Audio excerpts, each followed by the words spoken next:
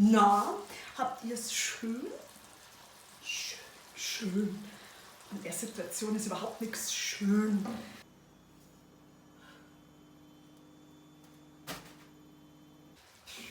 Darfst du mal auf die Bühne, weggehen kannst auch nicht mehr. Jetzt mache ich da so ein deppertes Video, damit ich gesehen werde.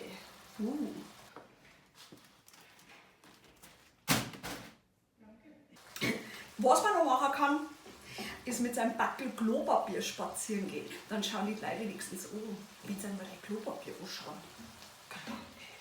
So eine drecksverfickte Scheiße.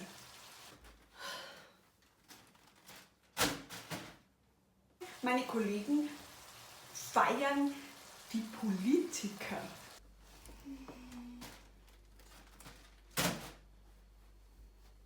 Der Söder, unser Hirte, ja geil. Toll, was machst Söder? Toll, ganz toll, ja.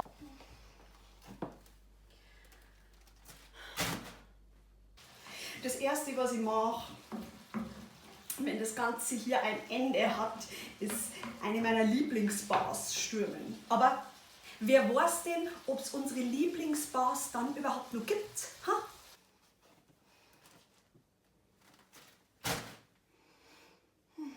An dieser Stelle mal ein Hoch auf unsere Denunzianten, die andere hier hängen. Oh, es waren schon wieder Menschen auf der Straße, ja. Obwohl, mittlerweile mag ich die Denunzianten. Also, seit der Jens Spahn angezeigt worden ist.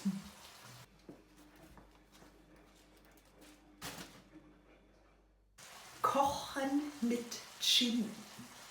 Ja, wollte ich schon immer mal ausprobieren.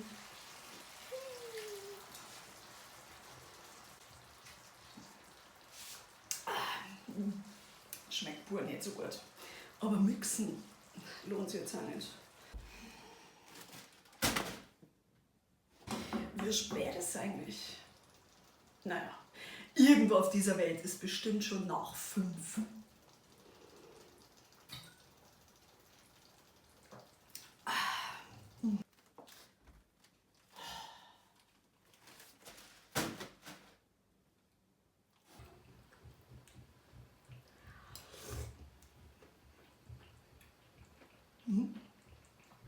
Nur ein bisschen Salz. Wunderbar.